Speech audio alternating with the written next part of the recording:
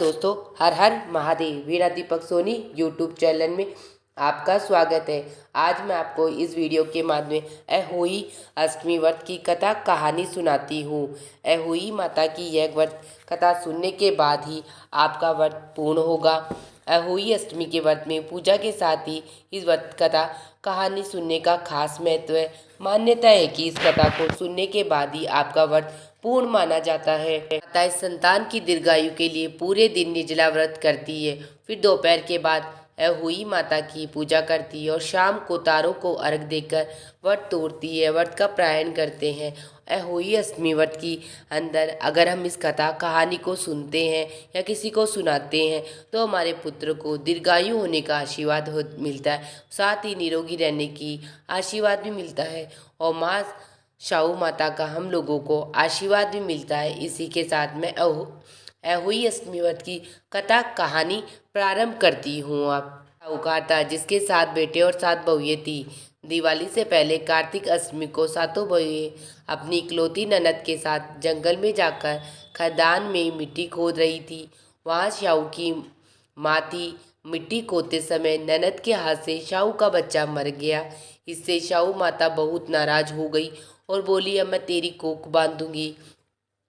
तब ननद अपनी सातों भाभियों से बोली कि तुम में से कोई अपनी कुक बंधवा लो। सभी भाभियों ने अपनी कुक बंधवाने से इनकार कर दिया, परंतु छोटी भाभी सोचने लगी, अगर मैंने अपनी कुक नहीं बंधवाई तो सासू जी नाराज होगी। यह सोचकर ननद के बदले में छोटी भाभी ने अपनी कुक बंधवा ली। अब इसके बाद उसका जो बच्चा हुआ था वह 7 दिन का होकर मर जाता है। कि जब भी बच्चा होता है फिर वो बच्चा पैदा होता है और 7वें दिन मर जाता है। एक दिन पंडित को बुलाकर पूछा, मेरी संतान 7वें दिन क्यों मर जाती है? तब पंडित ने कहा, तुमने सुरही गाय की सेवा करो। सुरही गाय शाहू माता की भाईली है, वह तेरी कुख खुलवा देगी, तब तेरा बच्चा जिएगा। अब बहू जल्दी उठकर चुपचाप सुरही गाय के नीचे साफ सफाई कराती। सुरही गाय ने सोचा, रोज उठकर कौन मेरी सेवा कर रहा है, सो आज देखूंगी। गऊ माता खूब सवेरे उठी, देखती कि साहूकार के बेटे की बहू उसके नीचे साफ सफाई कर रही है। गऊ माता उससे बोली कि क्या मांगती है? साहूकार की बहू बोली, शाहू माता तुम्हारी भाईली है और उसने मेरी कूक बंधवा रखी है, सो मेरी कूक खुलवा दो। गऊ माता ने कहा, अच्छा ठीक है। अब तो गऊ माता समुद्र पर पार साहूकार की बहू को अपनी भाईली के पास लेकर चल पड़ी। रास्ते में कड़ी धूप थी, सो वह दोनों एक पेड़ के नीचे बैठ गई। थोड़ी देर में एक सांप आया। उसी पेड़ पर गरुड़ पंखनी का एक बच्चा था। सांप उसको डसने लगा। तब साहूकार की बहू ने सांप को मारकर डाल के नीचे दबा दिया और बच्चे को बचा लिया। थोड़ी देर में गरुड़ पंखनी आई तो यहाँ खून देखकर साहूकार की बहू को चोंच मारने लगी। तब साहूकार की बहू बोली, मैंने तो तेरे बच्चे को नहीं मारा, बल्कि सांप तेरे बच्चे के करीब आया था, मैंने तो उसे तेरे बच्चे की रक्षा की है। यह सुनकर गरुड़ पंखनी बोली, मांग तू क्या मांगती है? वह बोली, 7 समुद्र पार स्याऊ माता रहती है, हमें तू उसके पास पहुंचा दे। गरुड़ पंखनी ने दोनों को अपनी पीठ पर बैठाकर शाहू माता के पास पहुंचा दिया। शाहू माता उनको देखकर बोली, आ बहन, बहुत दिनों बाद आई है। फिर कहने लगी, बहन मेरे सिर में जुएं पड़ गई है। तब सुरही के कहने पर साहूकार की बहू ने उसकी सारी जुएं निकाल दी। इस पर शाहू माता प्रसन्न होकर बोली, तू मेरे सिर में बहुत सलाई घेरी है, इसलिए तेरे 7 बेटे और 7 बहुएं होंगी।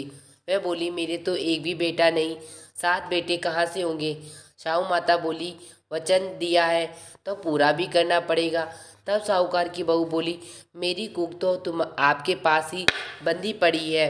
यह सुन शाहू माता बोली, तूने मुझे ठग लिया, जा तेरे घर पर तुझे 7 बहुएं मिलेगी, जाकर उजमन करियो, 7 अहुई बनाकर 7 कढ़ाई करियो। वह लौटकर घर आई तो वहाँ देखा कि 7 बेटे 7 बहू बैठी हुए हैं। हो गई, उसने 7 अहोई बनाई, 7 उजमन किए और 7 कढ़ाई करी।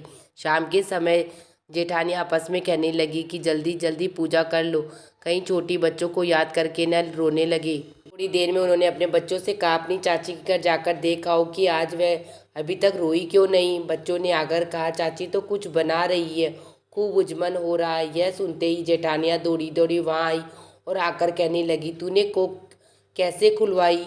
बोली, तुमने तो कुक बंधवाई नहीं थी, सो मैंने कुक बंधवा ली थी। अब शाहू माता की कृपा करके मेरी कुक खोल दिए। हे शाहू माता, जिस प्रकार उस साहूकार की बहू की आपने कुख खोली, उसी प्रकार हम सबकी खोलना, कहता सुनता उकारा बढ़ता, अपना परिवार की करना। इस प्रकार शाहू माता की कहानी संपन्न होती है। उसके बाद में हम विनायक जी या गणेश जी की कहानी सुनते हैं। तो मैं गणेश जी कहानी आप लोगों को सुनाती हूँ।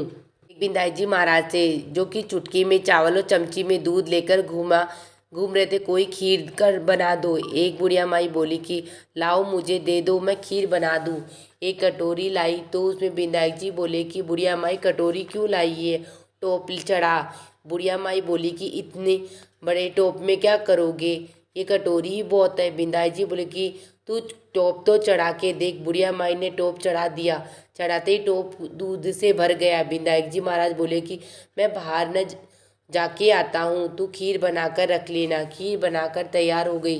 विनायक जी आए नहीं तब बुढ़िया माई को मन उस खीर पे चल गया। बुढ़िया माई पीछे दरवाजे के पीछे खीर खाने लगी और बोली, जय विनायक जी महाराज, भोग लगाओ। इतना में विनायक जी आ गए, पूछे कि बुढ़िया माई खीर बन गई क्या।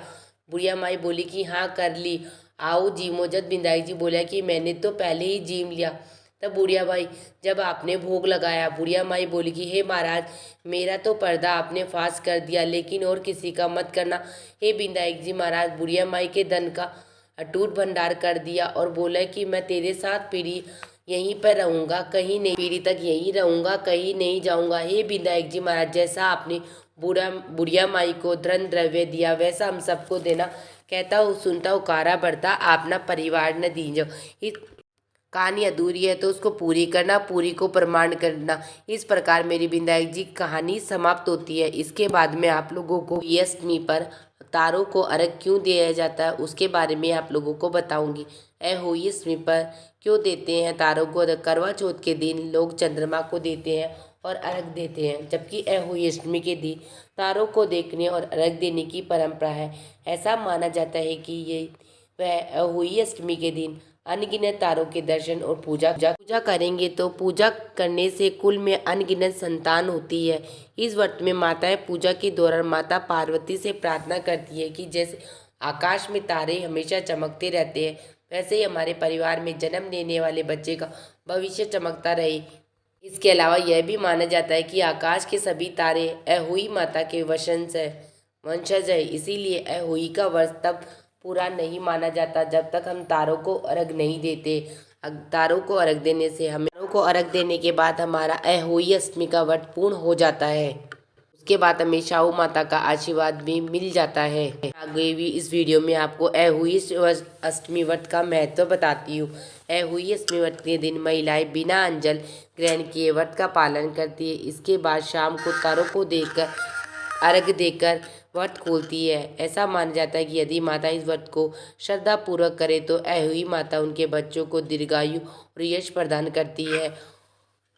होई अष्टमी के व्रत के दिन हमें घर की साफ सफाई भी नहीं करनी चाहिए, न ही किसी वस्तु को काटना पीटना चाहिए, क्योंकि शाहू माता के व्रत के दिन हमें ना तो सफाई करनी चाहिए, न किसी वस्तु को काटना चाहिए।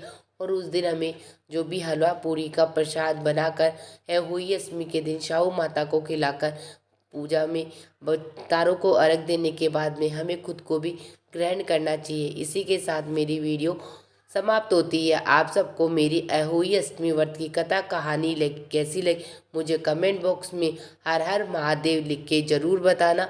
वीडियो पसंद आई तो चैनल को लाइक एंड सब्सक्राइब शेयर ज़रूर करना। हर हर महादेव। मिलते हैं नेक्स्ट वीडियो में।